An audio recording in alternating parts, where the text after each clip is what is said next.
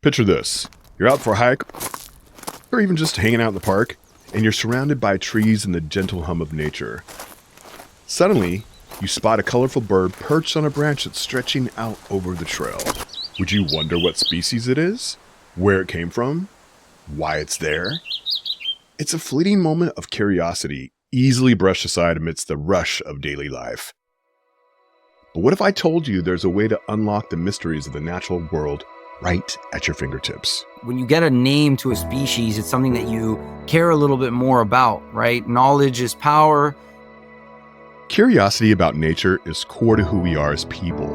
But for too long, we've shoved the curiosity aside in the name of productivity or progress. But there's a growing community rediscovering this connection.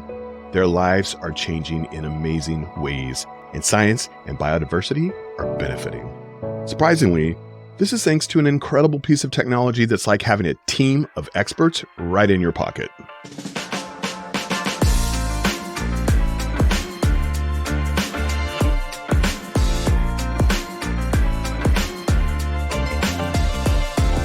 I'm Griff Griffith, and welcome to Jumpstart Nature.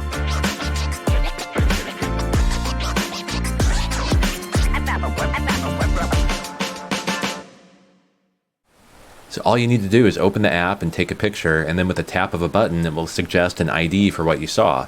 It could be a plant, animal, insect, mushroom, whatever.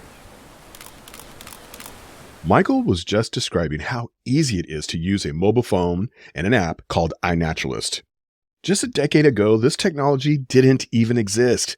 Just 3 or 4 years ago, such technology was probably wrong or unable to suggest an identification most of the time. Famed science fiction writer Arthur C. Clarke once said, "Any sufficient advanced technology is indistinguishable from magic." In this case of iNaturalist, that sentiment rings true.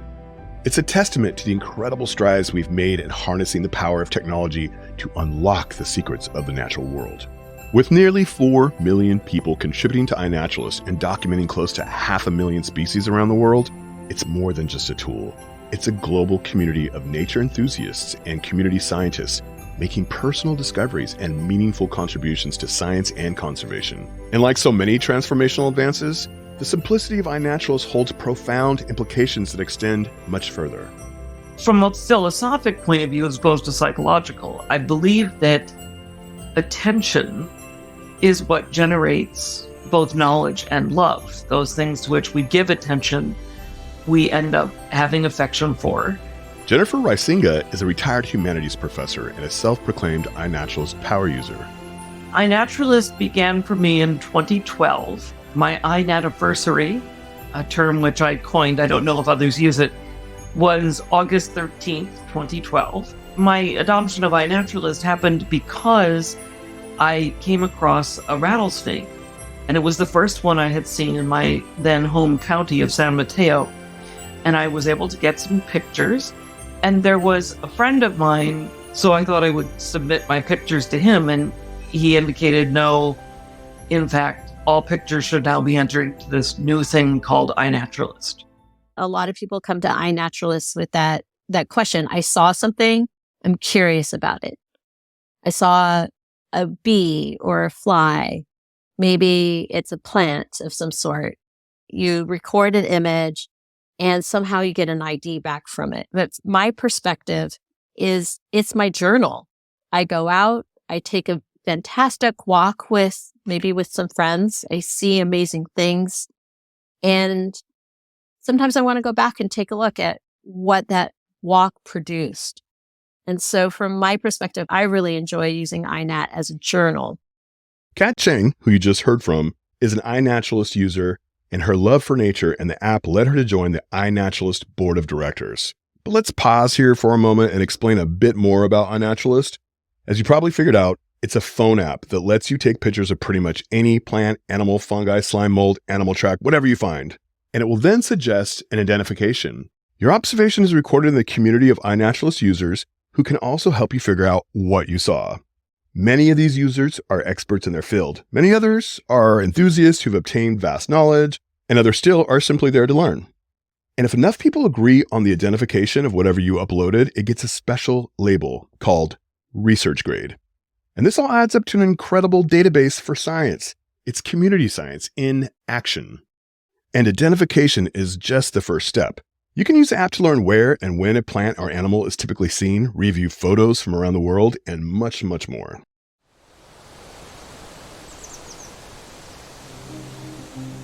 The younger generations are aware of the depth and breadth of the ecological danger we're in.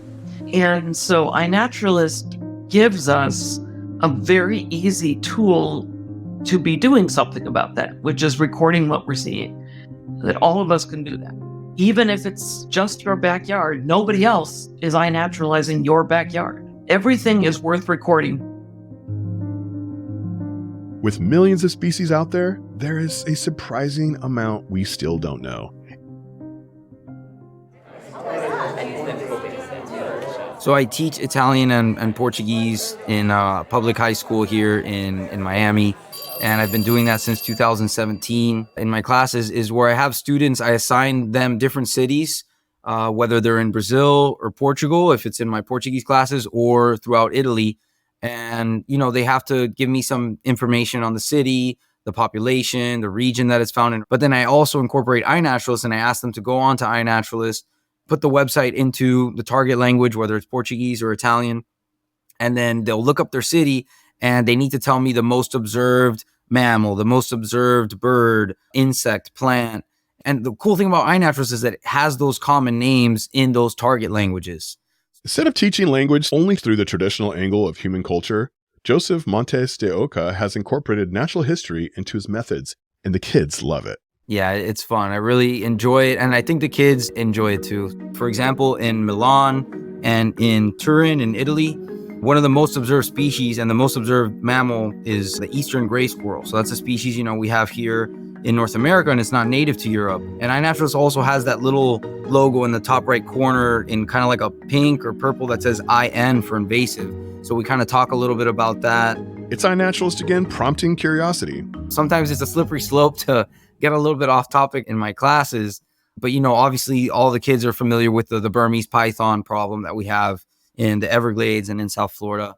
So that's something that whenever that pops up, because every year I have students that do Milan and Turin, and those are always two, species that kind of stand out as like, hey, these are here. Why are they over there too? The idea of an invasive animal or an invasive plant is a great discussion point. Invasive is a label that generates discussion, kind of like the label weeds. My brother-in-law here in Rochester, he's been a gardener for a while. And therefore, like all gardeners, he thought he was fighting a battle against weeds. And then through me, he started to notice that these quote unquote weeds each had names and stories. I pay a lot of attention to lawn weeds because they're everywhere, and, documenting the pollinators that are on them. People dismiss lawn weeds, as we were kind of talking about before, but they provide so much for native insects, and they provide habitat. And so getting that, first thing of learning the name is super important. It seems the most common definition of a weed is simply a plant that's growing somewhere where you really don't want it to grow. It could be a highly beneficial plant, even a native plant. Or it might be an invasive plant that you would want to remove immediately. As we discussed in episode 1, The Yard of the Future, native plants are particularly important in turning biodiversity loss around. Who knows? Maybe you have some beneficial volunteer native plants in your yard that you can just let grow. That's the raven right there. Up to the left. Here it's coming. Yeah, nice. God wildflowers. Nice. In a wildflower setting. Where they're supposed to be. Yeah.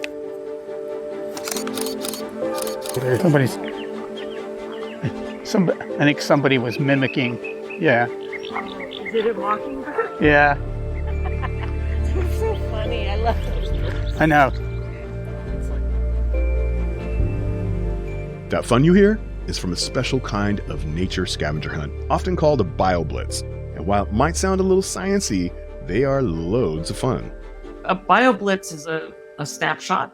It's a kind of snapshot in time of a given place. I also do refer to it as a flash mob for nature because it's saying, okay, everybody, let's be at this park at this time for 3 hours, and we're just going to catalog everything that's here. So it's collecting people to give their attention to what is in front of them. There have been BioBlitzes for longer than there has been iNaturalist, but the grassroots BioBlitz needed a tool like iNaturalist to work. iNaturalist allows everyone to become an explorer. Some of the magic of iNaturalist is a technological advancement they call computer vision, or CV. It's a technology where computers learn to automatically recognize images and objects, but the computers have to be taught with accurate information in the first place. So, as people submit their observations to iNaturalist, not only are they contributing to a giant community science database, but they are helping computer vision improve too. And now they have something called the geo model, where it takes a look, is that taxa expected nearby? As of January, there were more than 83,000 taxa in the model. And the number and the accuracy is growing nearly every month thanks to continued contributions from the community. 83,000 is an incredible amount, but then again, there are 400,000 species of beetles alone.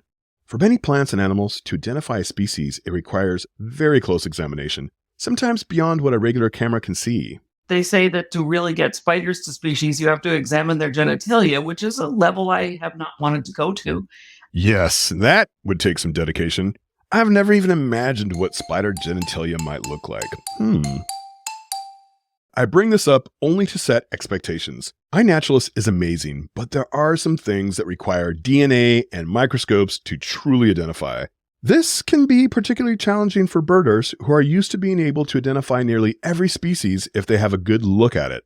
For sure. I have problems with that recalibration still. I chafe against it often. I haven't allowed it to slow me down, though. I will still take pictures, especially of flies. They say that the Diptera are largely unidentifiable, but who else is taking a picture of the flies? Then I might as well. If you read a list of the birds that people thought were unidentifiable in the field, say around 1900, you could see many of them are now. For instance, female Eurasian and American widgeon. We know how to do that now. It takes some work. You have to study it, but you can do it. So maybe one day that will happen. This is part of my attitude to iNaturalist, that there's a lot we can do on iNaturalist that is like a future file or an escrow account. We don't know if it's going to be needed, but there's absolutely no harm in taking a picture of it. Hold on. It's right. There's one right here. Oh, there he goes. Oh, here's one. There's one. This takes us back to one right there. BioBlitzes. With the power of computer vision, nearly anyone can start contributing to community science. Perhaps helping to decipher how to identify that fly, or discovering an insect that was thought to be long gone, or be the first to discover a new invasive species in your area. So yes, I've had a number of discoveries in my backyard and on BioBlitzes. When you actively look and as you start to build and develop that mental acuity or the mental search image, you start to find more and more. It really builds on itself. And these little excursions to my yard are me time to be focused and in the moment. And it's great fun when you submit something to iNaturalist, not quite sure what it is. And then some expert or enthusiast replies back with a comment like, "This hasn't been recorded since 1918, or it's never been photographed before." I mean, I'm no entomologist, but I'm proud that I've been able to contribute to our collective knowledge in this way. And even with the regular sightings, by documenting those, I've started to learn the ebbs and flows of nature. Some years are great years for a certain type of hoverfly that pollinates my salvia. Other years are great for those hawk moths that look a little bit like hummingbirds. Why is that? Are other people seeing the same things? Is this a trend?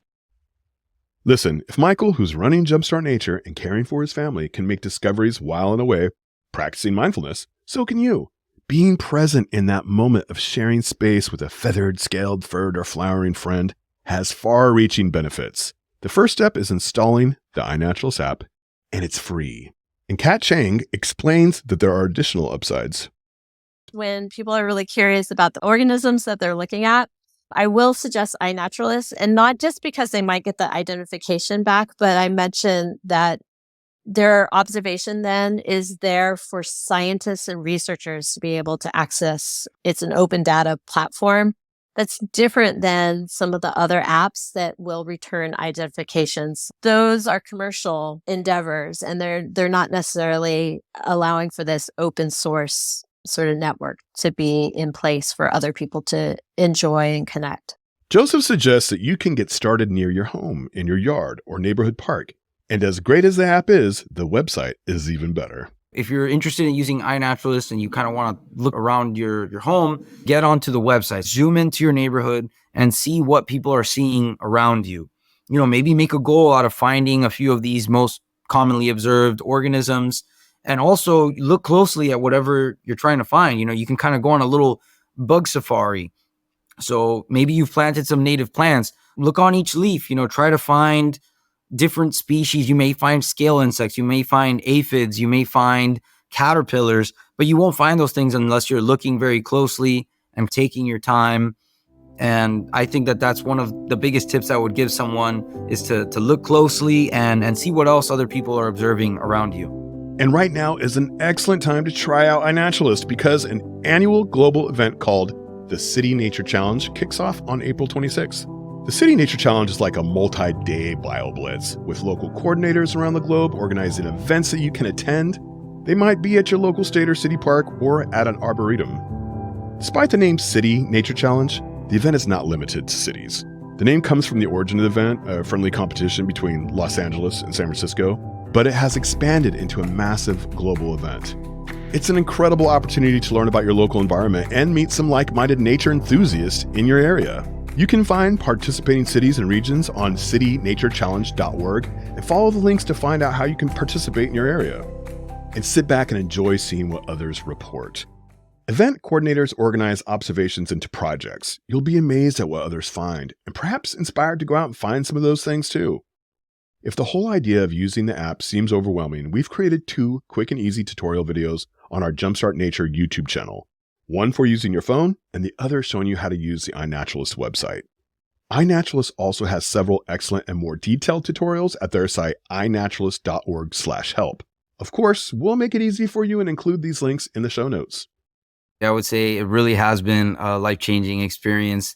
Just going out and discovering things that maybe have been around you your whole life and you just haven't appreciated and you haven't noticed it before, and being able to put a name on it. I mean, that in itself is kind of a life-changing experience, and having that ability to tap into a community of people that are also passionate about nature, whether it's, you know, they're experts on springtails or they're experts on conifers or whatever it may be. It's just really great. For me, it's been a really fun opportunity to reflect on how much iNaturalist has changed my life, opened up vistas of knowledge and new friendships. My life is richer for the friends that I have made on it, and definitely for understanding the flora and the fauna even more deeply than I thought I understood it when I started. And so I love that fact that there's so much more. You might think you have a deep knowledge, but there's always more underneath. So here's what you need to do. Install the iNaturalist app today. Then walk outside. Find a tree, an ant, or even a weed growing in the sidewalk crack. Whatever, just make sure it's not something that you or your neighbor planted. Snap a picture, crop it so the subject is clear, and submit the observation. There's no better time to get started. And as you'll hear in our next episode, cicadas and biodiversity are counting on you to contribute. I encourage anyone who is into observing nature to start an iNaturalist account. iNaturalist is a wonderful community science platform where, whether you're interested in birds, spiders, plants, cicada butt fungi, you name it. Cicada butt fungi? You'll just have to subscribe to Jumpstart Nature so you don't miss out on that story. So get outside, submit your first iNaturalist observation, and start your own life-changing journey. Keep up to date with Jumpstart Nature on social media. We're at Jumpstart Nature on Instagram, Facebook, YouTube, and Twitter. And be sure to subscribe to this podcast and share it with 3 friends. One more thing. If you want to hear more about the City Nature Challenge, our companion podcast, Nature's Archive, has a full-length interview with Allison Young, one of the co-founders of the City Nature Challenge. Lastly, jumpstartnature.com/podcast has a transcript of today's episodes, as well as links to everything we referenced. Check it out and see you next time. Special thanks to Joseph Montes de Oca, Jennifer Rycenga, and Cat Chang. Also, thank you to Keith Wandry for letting me record some of his experience at a recent BioBlitz that was organized by BioBlitz Club and the Santa Clara Valley Audubon Society. Jumpstart Nature was created, written, and produced by me, Michael Hawk. Our host and co-writer is Griff Griffith. The songs Image Film 33 by Sasha Inde and Mystical Autumn by Music L Files were used in the production with permission via Creative Commons licenses. This music is available from filmmusic.io, and full license information is in the show notes at jumpstartnature.com/podcast. Thanks for listening.